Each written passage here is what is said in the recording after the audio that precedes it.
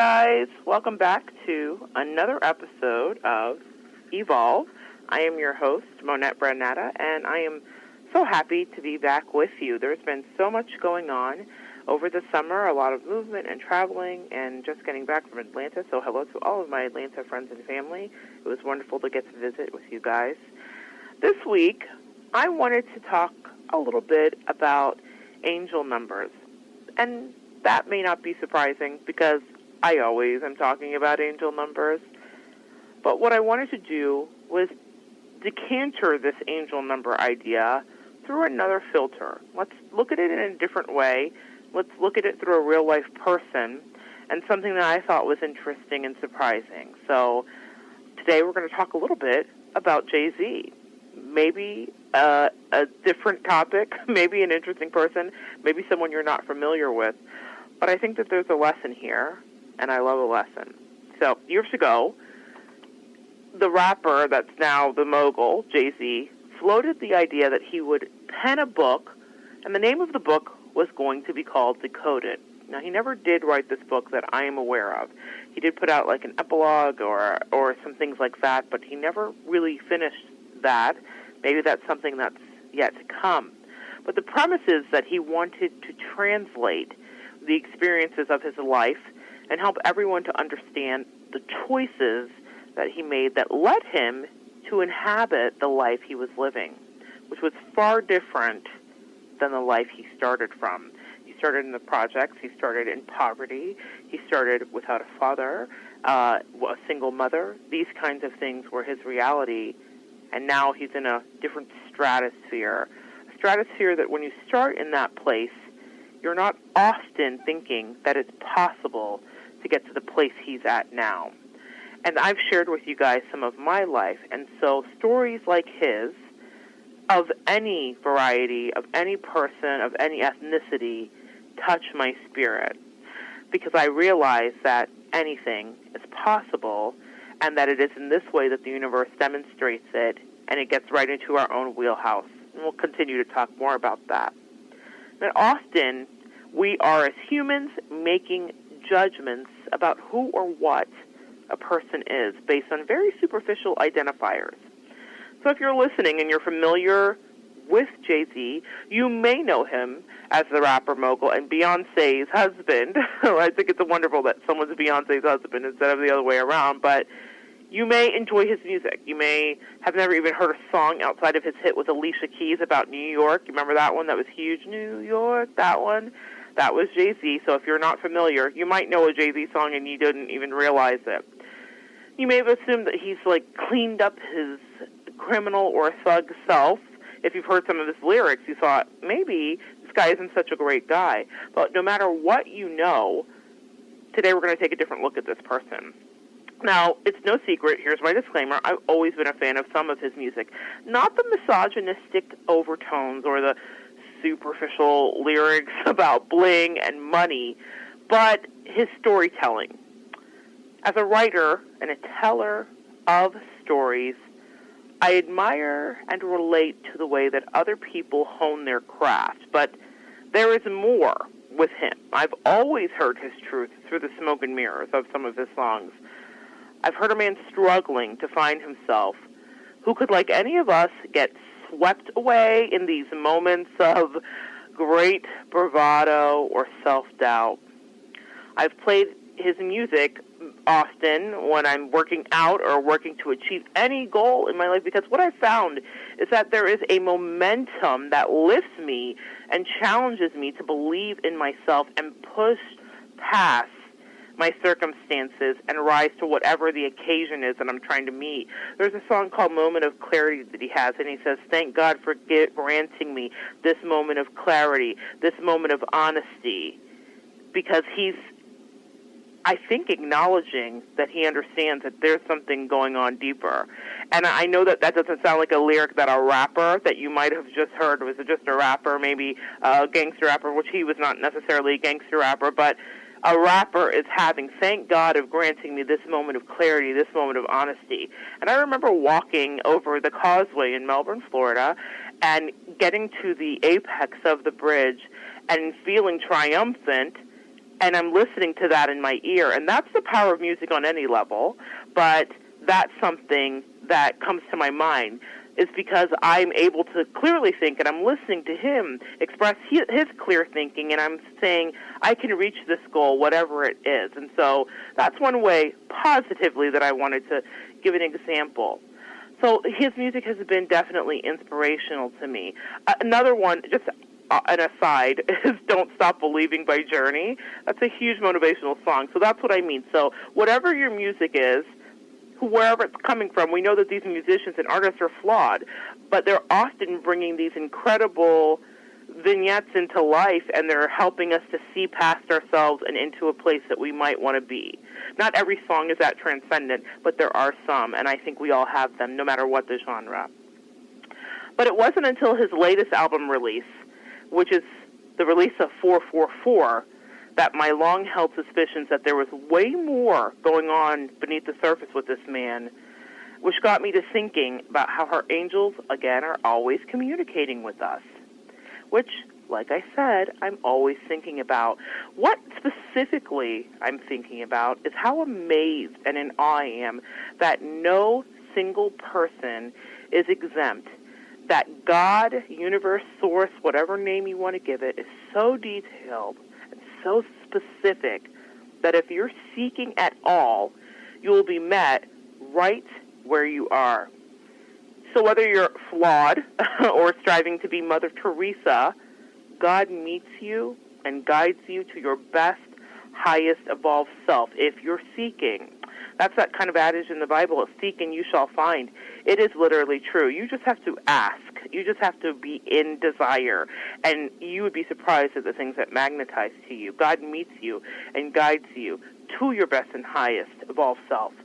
And I feel like I've cracked the code. I feel like I finally have concrete evidence that this person has been in his own communications and journey via angel numbers, and that's what we're going to explore today. So there's been a great deal of chatter over the last few weeks about the new Jay-Z album.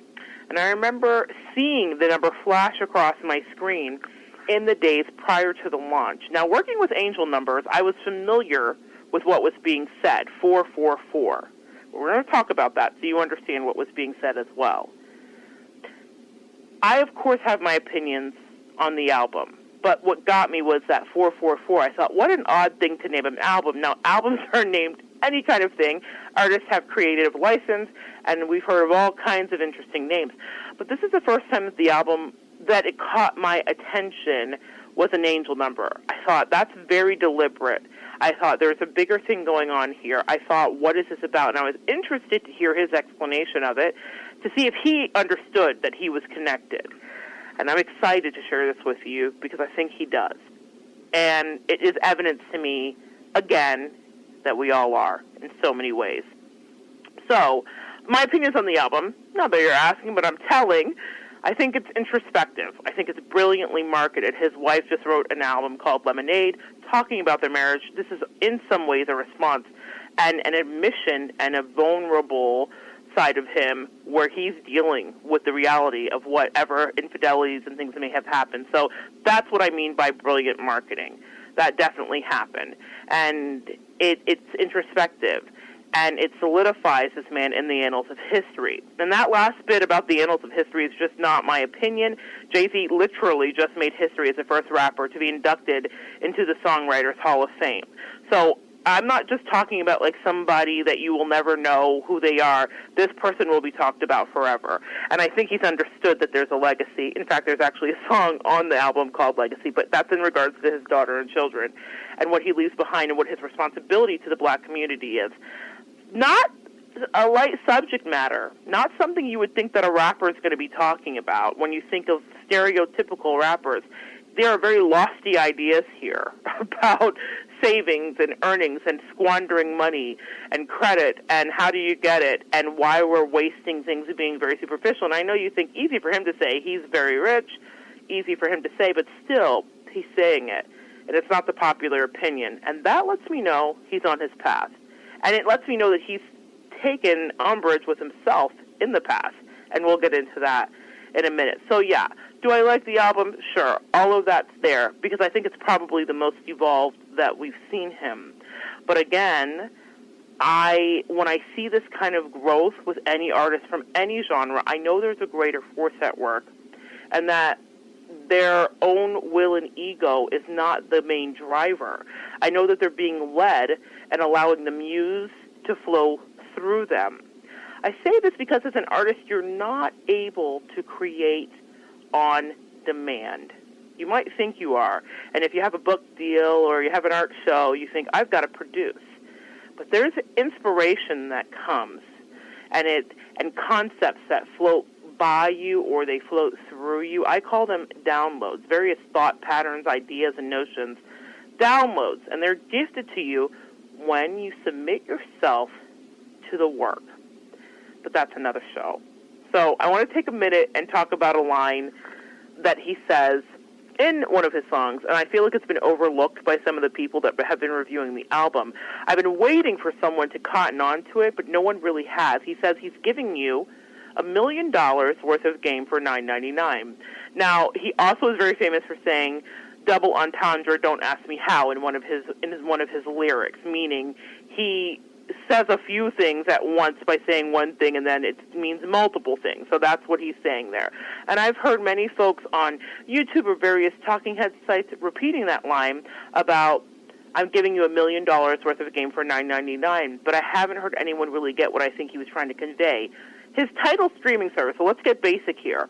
His title streaming service starts at $9.99. He's just recently in the past couple of years bought a service of music streaming. And it goes up to $19.99. Now, I personally have Tidal, and I see that $9.99 coming out of my account every month. Thank you, Jay-Z. So I'm very familiar with the pricing. But when he says that he's trying to give you game for $9.99, what he's saying is that he's not only trying to make you aware of what's going on in the music industry or put you onto new music that is fresh and exclusive, but he's trying to teach people about a multi-family, multi-level game where you, one, buy and support black-owned business, or two, I want to be honest here, he's shamelessly promoting that he wants you to subscribe to his service because he wants to make money. I get that. And three, he feels that if you subscribe, you will be opening your mind to a different flow or stream of consciousness, not just in the beats of the music, but on the vibrational level that you're connecting with the idea that there is more to life than being owned. I know that may be a stretch for some of you listening. There's more to life than being owned. There's ownership. And it's really interesting to me that he's often trying to convey that, because in the black community, this is a new shifting concept. We all know our history, we know what we come from. So there's more to life than being owned. There's ownership. It's only in my lifetime that I've seen the billionaire black iconoclast become a reality. It's never happened before in life, in history that we know. There are kings and queens, and we know where we come from if we're talking about where we come from as a black community. However, this is a bigger thing. This is a reality that's manifesting in front of our face. There are many celebrities and many people, thought changers and provocateurs, that are becoming part of an iconoclast for a certain minority group that has never been a possibility. That is evidence to me of something shifting. That is evidence to me of vibrational alignment. Again, that's another show. But there's another layer here to this angel number 999. What he says, I'm giving you $1 million worth of game for $9.99. Now, we've just gone through all the basic things it can mean. Buy my service. I want you to subscribe because I want to make more money.